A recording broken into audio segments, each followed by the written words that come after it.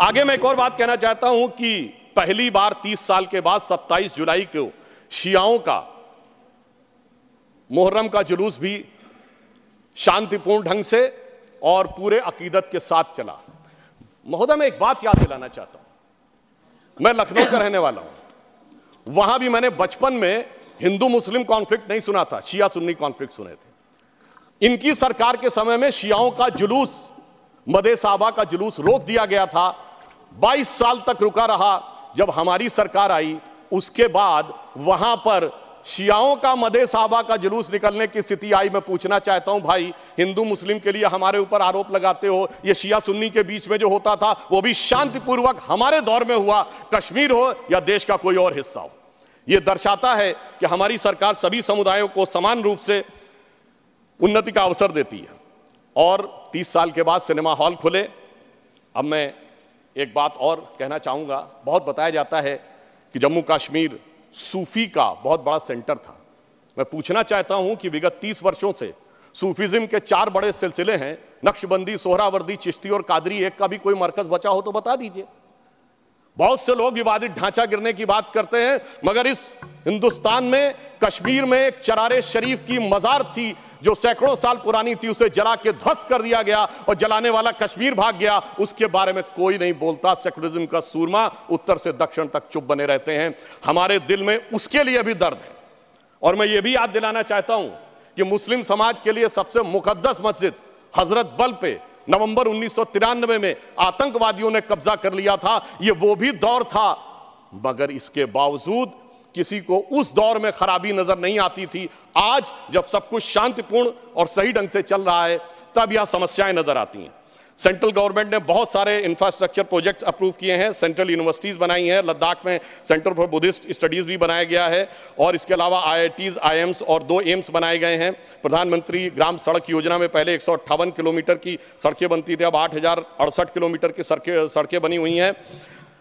परंतु इसी के साथ साथ मैं ये भी कहना चाहता हूं कि मोदी सरकार के शासनकाल में आने के बाद अब मॉर्टेलिटी रेट जो 22 पे था वो अब 14.3 पे आ गया है।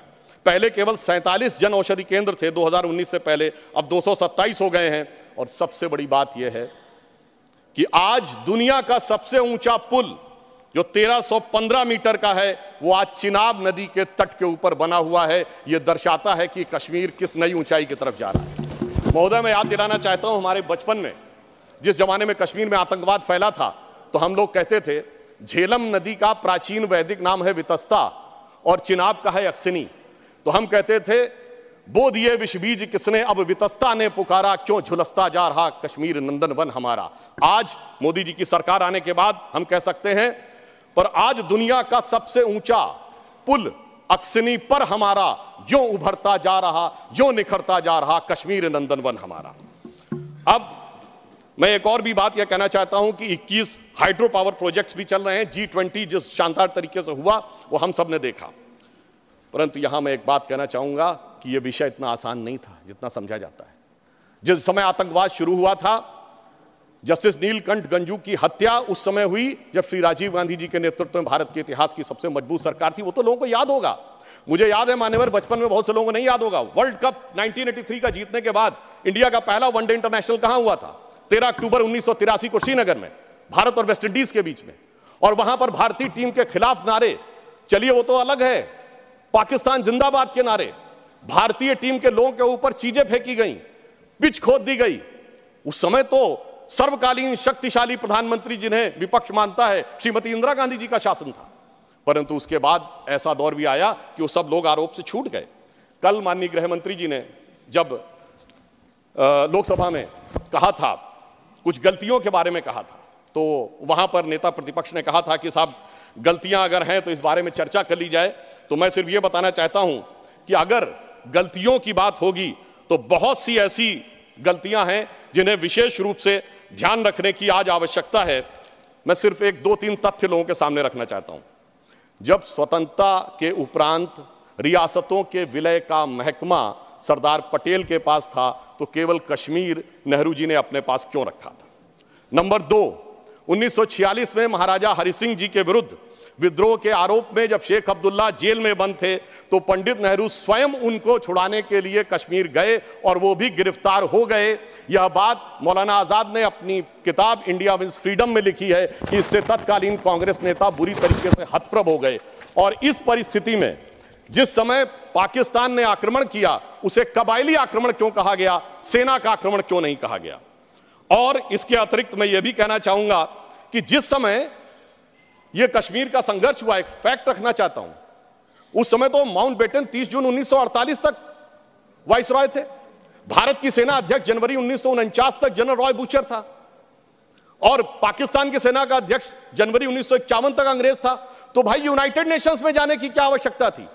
गृह मंत्री जी ने बिल्कुल सही बात कही कि भाई उनको 1 साल तक माउंटबेटन को इसलिए रोका गया था कि बचे हुए कुछ मामले रिजॉल्व करने हैं। तो भाई मैं पूछना चाहता हूं कि उनको क्या मेहमान नवाजी के लिए रखा गया था? जब यहां थे, दोनों तरफ के सेना अध्यक्ष भी अंग्रेज थे, तो यूनाइटेड नेशंस क्यों गए? इसलिए मैं कह सकता हूं एक गलती नहीं, भयंकर गलती थी जिसका खामियाजा आज तक सरकार को भुगतना पड़ रहा है। और फिर इतना ही नहीं, करेस्पॉन्डेंट ऑफ सरदार पटेल से बहुत स्पष्ट है कि वहां लिखा जा रहा था कि residual powers will be vested in the interim government of Jammu and Kashmir, जिसको सरदार पटेल के इंसिस्टेंस के ऊपर यूनियन गवर्नमेंट कर दिया गया। अगर रेजिडुअल पावर्स उनके पास वेस्टेड होती तो आप समझ सकते हैं कि आज कितनी बड़ी चुनौती का सामना करना पड़ता। और ये correspondence of Sardar Patel 1945 to 50 के खंड 1 में जो वी शंकर उनके सेक्रेटरी थे, उन्होंने इस बात को लिखा है। अब मैं एक बात और ध्यान देना चाहता हूं कि प्रथम लोकसभा में कश्मीरी पुनर्वास के कैबिनेट मंत्री अजीत प्रसाद जैन जी ने अपनी किताब कश्मीर व्हाट रियली हैपेंड में लिखा है कि the draft was approved by Sheikh and his colleagues and then passed by the Congress party. ये मैं नहीं कह रहा हूं, उनकी सरकार के कैबिनेट मिनिस्टर कह रहे थे। और इसमें अंत में एक और व्यक्ति का उद्धृत करना चाहता हूं जो भारत के मुख्य न्यायाधीश रहे, जस्टिस मेहरचंद महाजन, जो कि उस समय कश्मीर रियासत के प्रधानमंत्री थे। उन्होंने आकर कहा कि 24 अक्टूबर 1947 को वो पत्र लेकर आ गए थे, परंतु उसके बावजूद 2 दिन तक सिर्फ इसलिए मामला अटका रहा। ये मैं नहीं कह रहा हूं, जस्टिस महाजन ने अपनी किताब लुकिंग बैक में लिखा है, चूंकि नेहरू जी की यह शर्त थी कि शेख अब्दुल्ला का पहले स्थान तय हो जाए नई सत्ता में, इसके उपरांत ही कश्मीर के विलय का प्रस्ताव होगा। वो सारी बातें आपको पता हो गई कि जब उस समय उन्होंने कहा था कि हम जाकर कराची चले जाएंगे यदि हिंदुओं की रक्षा की गारंटी श्रीनगर में फंसे हुए लोगों की ली जाए। इसलिए मैं कहना चाहता हूं इसके लिए एक दिन नहीं, एक सत्र भी कमजोर पड़ जाएगा। और आज अगर आप देखें कि अंतर देखिए, एक उधर का कश्मीर और एक इधर का कश्मीर। एक इधर का कश्मीर है जहां पर टेक्नोलॉजी में, जहां पर की कल्चर में उन्नति हो रही है, जहां विकास हो रहा है, G20 किया जा रहा है। और एक उधर का कश्मीर है, यहां हमारा सबसे ऊंचा पुल है और वहां बड़े बड़े आतंकवादी संगठनों के साथ उधर के कश्मीर के लोग बैठे हुए हैं। इसलिए मैं ये भी कहना चाहता हूं कि इन 75 वर्षों के बाद जो कुछ भी बदलाव आया है वो इस सीमा तक आया है कि मैं सिर्फ ये कहना चाहूंगा कि जो मोदी जी ने हिम्मत दिखाई उसकी वजह से आज ये बदलाव आया। जिसे एक पंक्ति में कहना चाहूंगा कि दर्द की रात गई, गम के जमाने भी गए और मोदी जी की हिम्मत से कई दाग पुराने भी गए। और इसके लिए सर एक बस पंक्ति कह देता हूं, इसके लिए जिस दृढ़ इच्छा शक्ति की आवश्यकता थी वो हमारे गृह मंत्री जी ने और प्रधानमंत्री जी ने दिखाई। मैं कहना चाहूंगा कि आप सब लोग दलगत भावना से ऊपर उठकर उसका समर्थन करिए, क्योंकि सर्दी का मौसम आ गया है और इस समय बर्फीली हवाएं वहां चलती हैं। तो यह पंक्ति कहकर समाप्त करना चाहता हूं, न जो बर्फ की आंधियों से लड़े हैं कभी पग न उनके शिखर पर पड़े हैं, जिन्हें लक्ष्य से कम अधिक प्यार खुद से वही जी चुरा कर तरसते खड़े हैं। अगर बढ़ सको तो पखेरु बनो तुम, प्रवरता तुम्हारे चरण चूम लेगी, न हो साथ कोई अकेले बढ़ो तुम, सफलता तुम्हारे चरण चूम लेगी। धन्यवाद। श्री मोहम्मद